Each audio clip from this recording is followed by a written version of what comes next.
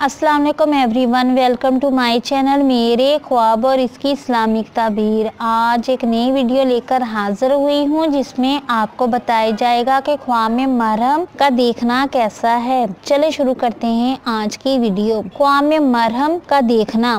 मरहम चोट या जख्म पर लगाई जाती है। मरहम एक दुआ है जिसे बैरूनी इस्तेमाल किया जाता है। मरहम लगाने से जख्म या चोट ठीक हो जाती है।